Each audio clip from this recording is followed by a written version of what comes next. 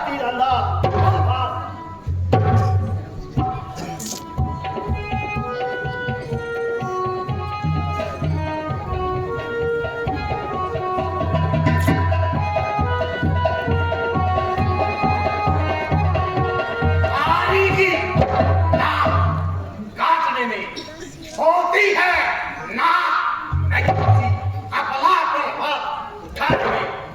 है वे काटे ना कान बहन के फिर जिंदा मिले समाधि में तो कट जाए बीस पूजा में लानत है शस्त्र आंखों के रहते अंधा है जो बीच जहर के पोता है चोरी से हरकर पर नारी अब रण में सम्मुख होता है ले आए हो पर नारी को भिक्षुक बाबा बन चोरी से तारीफ तुम्हारी तब होगी लाते लड़कर सह चोरी से अब समय हमारा आता है लहरा तुमको दिखलाएंगे लंका में कर भीषण संग्राम चांद की गोले जाएंगे धरनी से गगन तलक रच जा समझ मुझे लिखते हैं आज्ञा कारी है सूर्य सब मेरी जोड़ी के चढ़ते ही त्रिलोक नाचने लगते हैं ग्रह काल सुरेश कुबेर सब मेरे घर पानी मुझसा योद्धा मुझसा पंडित त्रिवान मेयों ने दूध है शीशों को अपने शंकर को मैंने बस बस मुख को बंद करो जो विष टपकाए जाते हो मिट्टी के ढेले हो करके शिखरों से होड़ लगाते हो अपने प्रति हिंसा की पीड़ा अब खूब मिटाएगी पृथ्वी असुरों के ताजे लहू से आज जी भर के नहाएगी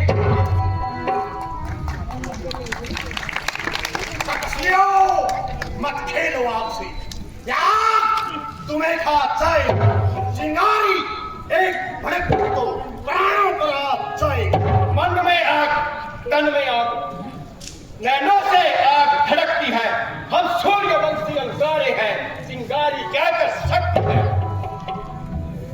मरने के लिए तैयार होगा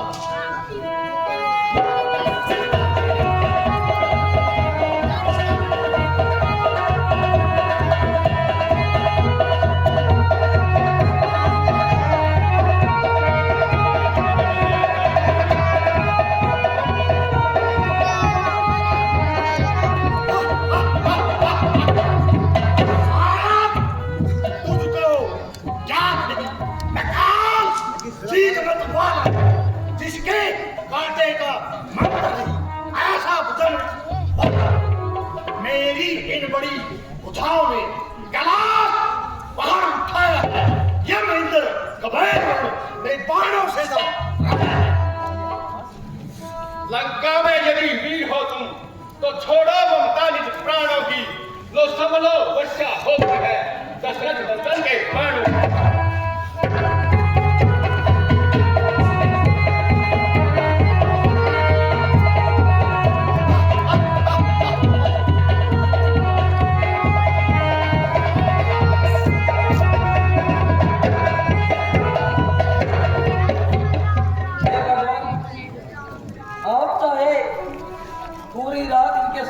करते रहो जितने मर्जी बाणों की वर्षा करते रहो रावण ऐसे नहीं मरने वाला आप जितने भी इनके शीश काटोगे उतने ही शीश और आते चले जाएंगे भगवान इनकी नाभि में एक अमृत कुंभ है जिसमें इनकी शक्ति वास करती है अगर आप उस अग्नि कुंभ में अपने तीर से अपने एक बाण से एक अग्नि बाण चलाओगे तो तभी इनकी मृत्यु निश्चित है अन्यथा कुलद्रोही लंका भेदी लंका भेदी लंका ढाई भाई नहीं तू दुश्मन है भ्राता जी मैंने पहले भी आपको कहा था कि आप सीता माता को श्री रामचंद्र के हवाले कर दें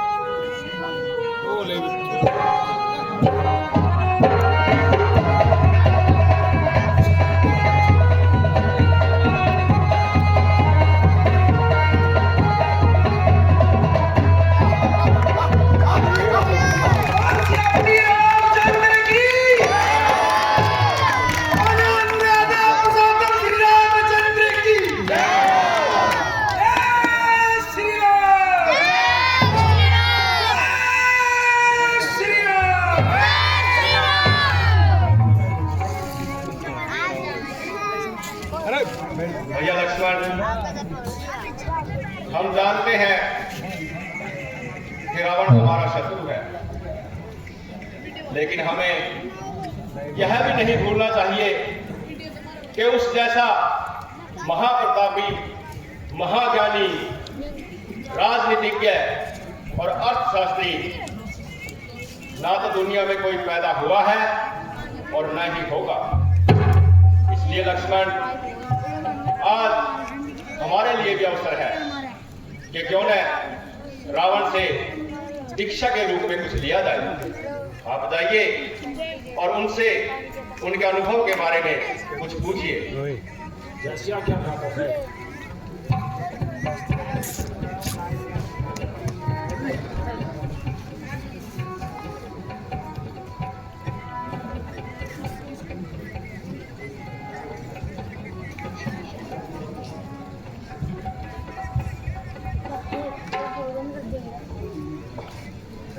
हे लंकाधिपति महाराजा रावण, सर्वप्रथम दशरथ नंदन लक्ष्मण आपको प्रणाम करता है। महाराज, आज आप इस संसार को छोड़कर परलोक को जा रहे हैं, तो जाते जाते हमें कुछ धर्म नीति, कुछ राजनीति इत्यादि के बारे में अवगत कराकर जाएं। महाराजा दशरथ, हे महाराजा रावण,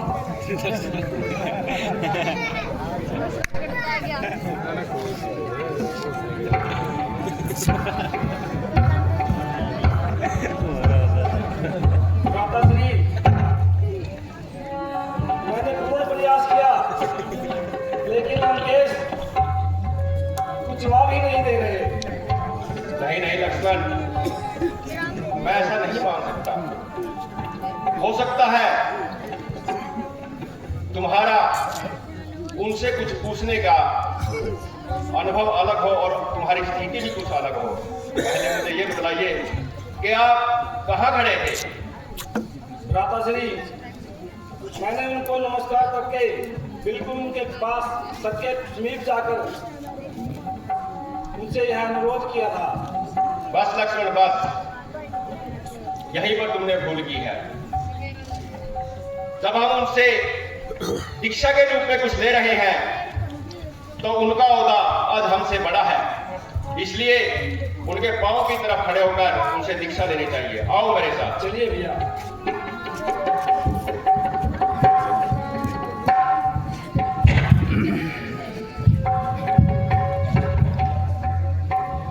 हे रावण, जग में तुझसा योद्धा और न आने वाला कोई, तुम नीति निशान पंडित हो, तुम सान ज्ञान वाला कोई। इसलिए मृत्यु से पहले कुछ नीति सिखलाते जाओ हमें।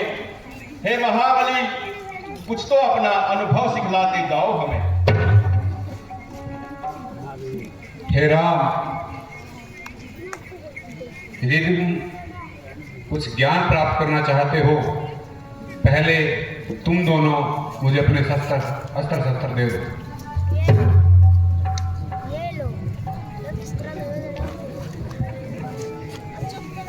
सावधान! यदि मैं चाहूं अभी तुम दोनों के प्राण हर सकता हूं। राजनीति का सबसे पहला नियम यही है कि शत्रु को कभी तुच्छ न समझो और उस पर विश्वास न करें। मेरे अंत का ये मुख्य कारण रहा, मैंने तुम्हें मामूली समझा। दूसरे, पर नारी को मां बहन बराबर समझो। मेरी इस गति में सीता ने अहम भूमिका निभाई। चौथे, भाई भाई ही होता है। यदि भाई जैसा भी है उसे अपने पास रखें। आज लंका के विनाश में विभीषण के द्वारा मेरे पूरे परिवार का रहस्य बता दिया गया। जिसकी जो मेरे परिवार की अधोगति हुई है उसमें विभीषण अहम कारक है। भाई चाहे भाई जैसा भी हो उसे अपने साथ रहे, लेकिन भाई अपने साथ रहे वही सर्वथा अच्छा है। मैं आपसे एक प्रश्न और पूछना चाहता हूं प्रभु। पूछिएगा। दल में, बल में, छल में, माया में, हर तरह मैं आपसे सवाया था। क्या कारण है कि मेरा पूरा कुटुंब समाप्त हो गया और आप दोनों केवल वानर सेना के साथ लंका विजय प्राप्त कर सके? रावण, इस अंतिम घड़ी में बहुत अच्छा प्रश्न किया है तुमने। मैं मानता हूं कि तुम्हारे जैसा योद्धा, ज्ञानी और विज्ञानी न भूतो न भविष्यति, लेकिन फिर भी तुमने अपनी इन सारी शक्तियों का प्रयोग सिर्फ अधर्म की ओर किया है, असत्य की ओर किया है। बस केवल यही कारण तुम्हारे विनाश का रहा। प्रभु, मैं कुछ और बातें और भविष्य के समाज के लिए कुछ कहना चाहता हूं। सामाजिक मर्यादाओं का जो पालन करे वो समाज निरंतर उन्नति करता रहता है। लक्ष्मण की जो रेखा थी वो समाज की एक मर्यादा रेखा थी। सीता का रेखा लांघना समाज के लिए आज प्रेरणा का स्रोत है कि यदि हम सामाजिक मर्यादाओं का उल्लंघन करते हैं, उस लक्ष्मण रेखा को लांघते हैं, तो उसी तरह जैसे सीता ने दुख पाया है, उसी तरह हमें उस नारी शक्ति को दुख उठाना पड़ता है। समाज में चाहे कोई भी हो, अपनी सामाजिक मान्यताओं का, सामाजिक आदर का सम्मान करना चाहिए, उसका पालन करना चाहिए। विभीषण इतना विद्वान और भगत रहा जो मोक्ष को प्राप्त करेगा, लेकिन भविष्य में आगे भी किसी भी युग में कोई अपने बच्चे का नाम विभीषण नहीं रखेगा, और यह लांछन हमेशा रहेगा कि विभीषणों से बचो, क्योंकि घर का भेदी लंका ढाए ये चरितार्थ रहेगी। यद्यपि कुंभकर्ण पहले से ही जानता था कि आप विष्णु अवतार हैं और मैं गलत रास्ते पर हूं, फिर भी उसने अपने भाई का सम्मान किया और अपने भाई के आदर के लिए अपना बलिदान किया। प्रभु, अब और मुझसे बोला नहीं जाता। मैं आपके स्वरूप को जान चुका हूं और मेरी विनती स्वीकार कीजिए। श्री रामचंद्र कृपालु भज मन हरण भव भय दारुणम नव कंज लोचन कंज मुख कंज पद कंजारुणम कंदर्प अगणित अमित छविर नील नीरद सुंदरम पट पीत मानव गणित रुचि सुखी जनक सीतावरम। जय श्री राम। जय श्री राम।